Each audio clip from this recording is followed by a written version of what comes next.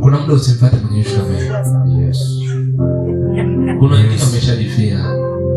Wameshajichogea. Unajua ni ukoma kauli zao zinakuwa. Acha ndo haya tu. Kama tunakufa na tufe tu.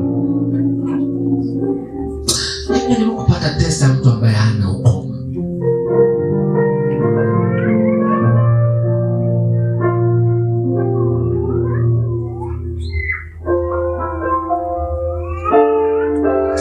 Kuna mtu anasema mimi ndo astaki. Kama wewe sikiliza, umekutana na hao waliochanganyikiwa.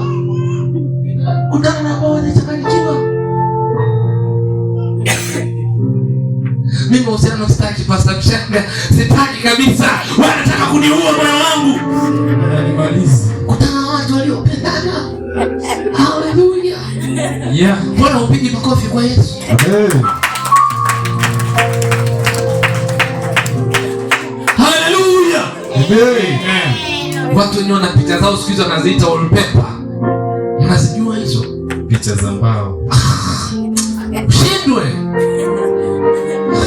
Watu wamepiga picha vya mikono vinafanana. Wewe unapiga picha kwa mikono miwili. Kuna watu ambao wamependana. Wasema, oh my goodness. Hey! Mungu nipe na mioyo wangu. Kutana waliochanganyikiwa, ukutana waliochanganyikiwa. Baba nimepata kajikombe hiki. Kwa hiyo kuna muda ili uwe safe, jaribu kuongea na watu ambao hawana hawajachanganyikiwa. Haleluya. Amen. Kutana na watu ambao hawajachanganyikiwa, wamepona. Hiyo nimeelewa hapa. Amen. Hivi kuna mtu namjeruhi au unamsaidia? Kutana mtu ambaye hajachanganyikiwa kwenye hiyo eneo. Sio mahusiano, hata biashara, hata malezi, hata kazi. Yaani sana mtu ambaye hajachanganyikiwa kwenye hiyo kazi. Unaona hii kazi watu wamejenga, wamefanikiwa. Wamefanya miradi, ni wewe tu ndo una shida. Yaani kutana mtu ambaye ana utofauti, sio na yeye anaumia kama wewe. Wote mnaumia, mtaongeaje? Hakuna. Ushindwe. Lazima tuwe na maono makubwa. Tafuta mtu ambaye amepona. Yes, mchungaji mpaka mchungaji anasema amen baby. Amen baby. Mchungaji anapokea hivyo, ujue hapo ndo imekolea. Amen. Hebu piga makofi kwa Yesu, sio mchezo. Haleluya. Amen.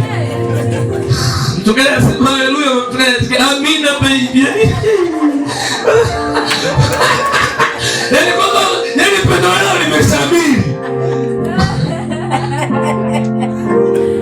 Unaenda haleluya, acha atoke hapa. Sema mchungaji anaitikiaza.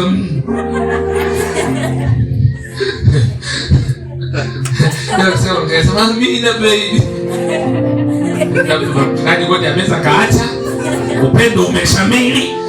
Watoto wamelipiwa ada. Mama hana stress ndogo ndogo. Ndio hilo jina utalisikia.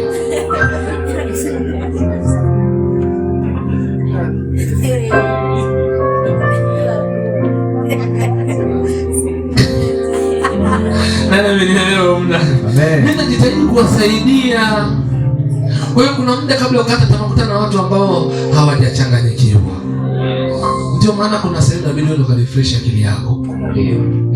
Toka kako watu ambao hii sifundishi kuhusu ndoa, najitahidi kukusaidia katika ufahamu pia. Ndio kwamba inabidi ujue muda ambao unaamua kihisia na muda ambao unaamua kwa roho. Jua. Unaweza kuziombea hisia kumbe na pressure maisha huko naombea. Kumbe ni pressure na kufanya mshindo kuamua kwa busara. Jifunze kujua muda unaoongea na mtu yupo kwenye condition gani. Amen. Itakusaidia kujua namna ya kuamua. Amen. Yaani kuna mtu anaamua akiwa alikuwaga hasikilizwi.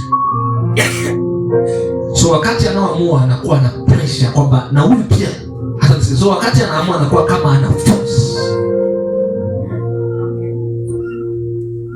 Umeelewa kimangu hapo? Okay. Yaani kuna muda jifunze kujua mtu unayeongea naye juu ya issue hiyo yupo kwenye condition gani kwa upande wa saikolojia yake, akili yake. Kwa sababu kuna watu tangu wamezaliwa waga wasikilizwe.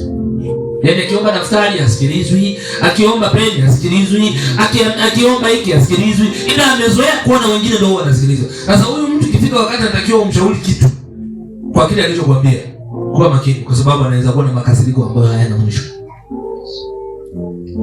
Hata kwenye maisha ya kawaida yapo.